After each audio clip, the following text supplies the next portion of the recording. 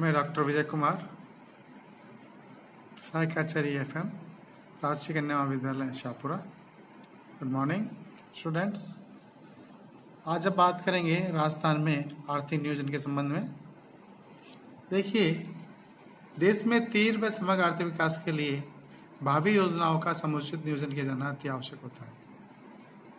भारत में आधिकारिक रूप से 1951 में पंचवर्षीय योजना का शुभारंभ हुआ था, लेकिन सैद्धांतिक रूप से पंचवर्षीय योजनाएं 1934 में सर एम विश्वेश्वरैया ने भारत के लिए नियोजित अर्थशास्त्र प्लान्ड इकोनॉमी ऑफ इंडिया नामक पुस्तक लिखी थी। यह नियोजन की दशा में प्रथम प्रयास था। 1944 में प्रमुख 8 उद्योगपतियों ने एक 15 सूत्रीय योजना बॉम्बे प्लान प्रस्तुत की। महात्मा गांधी की विचारधारा से प्रेरित होकर श्री मन्ना ने 1944 में गांधीवादी योजना तैयार की। भारतीय श्रम संघ ने 1945 में जन योजना पीपल प्लान्स का निर्माण किया गया। ये एम.एन. राय द्वारा की गई थी। स्वतंत्रता प्राप्ति के पश्चात 1958 में जयप्रकाश नारायण ने सर्वोदय योजना प्रस्तुत की। इस योजना के कुछ अंश सरकार द्वारा स्वीकार किए गए। ये कहना बिल्कुल सही होगा कि पंडित जवाहरलाल नेहरू ने सोवियत संघ से प्लानिंग का मॉडल लेकर भारत के अंदर आर्थिक नियोजन की शुरुआत की थी।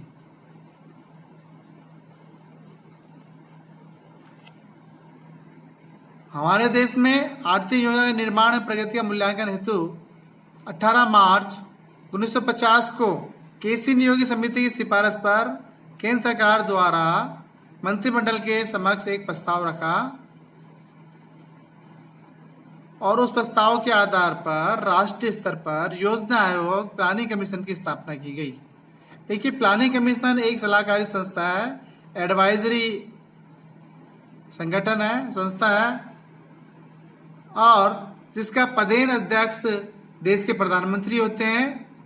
केंद्र में भाजपा सरकार ने योजना आयोग को भंग करके, मैं वापस बोल रहा हूं, केंद्र में भाजपा सरकार ने योजना आयोग को भंग करके इसके स्थान पर योजनाओं के निर्माण एवं मूल्यांकन हेतु 1 जनवरी 2015 से NITI Aayog national institute for transforming India का गठन किया गया। इस नीति आयोग के अध्यक्ष प्रधानमंत्री होते हैं। उपाध्यक्ष और अन्य विशेषज्ञ व्यक्ति सदस्य होते हैं, जिनकी नियुक्ति केंद्र सरकार द्वारा की जाती है। हमारे लिए खुशी की बात यह है कि हमारे यहाँ के राजस्थान के प्रसिद्ध शास्त्री अरविंद पनगड़िया जी को योजना आयोग के उपाध्यक्ष का कार्य दिया गया, नीति आयोग के उपाध्यक्ष का कार्य दिया गया, क्योंकि अब योजना आयोग को हम नीति आयोग के नाम से जानते हैं। अब बात चलते हैं कि योजनाओं का निर्माण की प्रक्रिया कैसी है, योजनाओं का निर्माण कैसे होता है। तो देखिए, योजनाओं का निर्माण एक जटिल प्रक्रिया है और इसके पीछे एक बहुत बड़ा सरकारी तंत्र कार्य करता है। योजना आयोग प्रारंभ में वर्किंग ग्रुप्स का निर्माण करता है और राज्यों तथा केंद्र शासित प्रदेशों की सरकार से योजनाओं के अनुमानित प्रस्ताव तैयार करके बनवाए जाते हैं। जो वर्किंग ग्रुप्स है वो सेंटर से और स्टेट की गवर्नमेंट से अनुमानित प्रस्ताव तैयार करके मंगवाते हैं। अब वर्किंग ग्रुप क्या करती है? वर्किंग ग्रुप इन अनुमानों के आधार पर पंचवर्षीय योजना का एक संक्षिप्त मेमोरेंडम तैयार करता है, जिसे केंद्रीय मंत्रिपरिषद तथा राष्ट्रीय विकास परिषद के सामने रखा जाता है। देखिए, मेमोरेंडम प्रस्तुत किया किसने? वर्किंग ग्रुप्स ने। किसे रखते हैं, किसे सामने रखते हैं हम? केंद्रीय मंत्रिपरिषद और राष्ट्रीय विकास परिषद के सम्मुख रखा जाता है। इसके अनुमोदन के पश्चात और इनके सुझावों पर और निर्देशों को ध्यान में रखते हुए योजना आयोग, अब जिसे बोल रहे हैं नीति आयोग, पंचवर्षीय योजनाओं का प्रारूप तैयार करता है। योजनाओं के प्रारूप का निर्माण होने के बाद जैसे प्लानिंग बन गई, उसका प्रारूप बन गया, उसे हम संसद, राज्य सरकार, विश्वविद्यालयों, शोध संस्थाओं आदि को विचार के लिए उपलब्ध करवा देते हैं और उनसे कोई सजेशंस होते हैं वो हमारे द्वारा लिए जाते हैं और उन सजेशंस को, उन टिप्पणियों को योजना का अंतिम रूप तैयार करते समय उसमें समाहित कर लिया जाता है। बाद में मंत्रिपरिषद व राष्ट्रीय विकास परिषद के सामने अंतिम अनुमोदन के लिए रखा जाता है।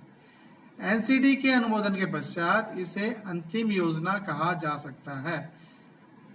अंतिम रूप से प्रधानमंत्री इसे संसद के सूचनार्थ, अनुमोदनार्थ हेतु प्रस्तुत करते हैं। संसद के अनुमोदन के पश्चात यह योजना गवर्नमेंट प्लान बन जाती है और इसका प्रकाशन कर दिया जाता है। और योजना निर्माण की इस जटिल प्रक्रिया के पश्चात राज्य सरकार और केंद्र सरकार को योजना के क्रियान्वयन के लिए प्रयास करती है, उनको दे दिया जाता है।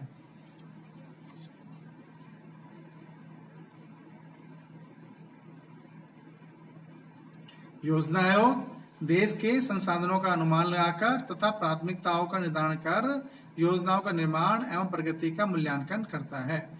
योजना आयोग द्वारा बनाई गई योजनाओं पर राष्ट्रीय विकास परिषद में विचार विमर्श किया जाता है। राष्ट्रीय विकास परिषद का गठन कैबिनेट प्रस्ताव द्वारा एक गैर संवैधानिक न्याय के रूप में 6 अगस्त 1952 को किया गया था। इसके अध्यक्ष भी प्रधानमंत्री होते हैं तथा सभी राज्यों के मुख्यमंत्री, केंद्रीय मंत्रिपरिषद के सभी सदस्य, केंद्र शासित प्रदेशों के प्रशासक एवं योजना आयोग के सभी सदस्य इसके पदेन सदस्य होते हैं। राष्ट्रीय विकास परिषद द्वारा योजनाओं की स्वीकृति के पश्चात इसे संसद में अनुमोदनार्थ प्रस्तुत किया जाता है। संसद की स्वीकृति मिलने के पश्चात ये प्रारूप योजना का रूप ले लेता है।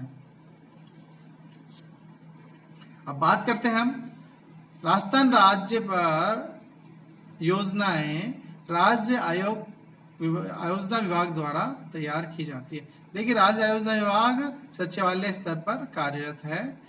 ये राज्य योजना विभाग योजनाओं का निर्माण, नियंत्रण और मूल्यांकन के लिए उत्तरदायी है। मुख्यमंत्री महोदय की सहायता में राज्य आयोजना बोर्ड का गठन किया गया है, जिसे बाद में मार्च 2015 में राज्य आयोजना बोर्ड को विखंडन करके मुख्यमंत्री सलाहकार परिषद के रूप में स्थापित कर दिया गया। इसके अध्यक्ष माननीय मुख्यमंत्री महोदय होते हैं। राज्य में नियोजन की आवश्यकता क्यों पड़ी? देखिए आप, राज्य में नियोजन की आवश्यकता के महत्वपूर्ण बिंदु: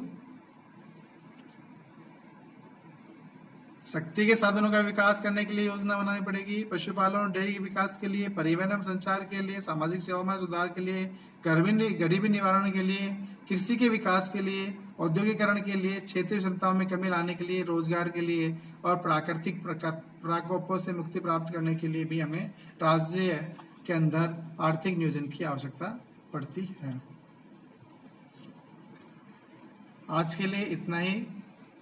धन्यवाद। Thank you much.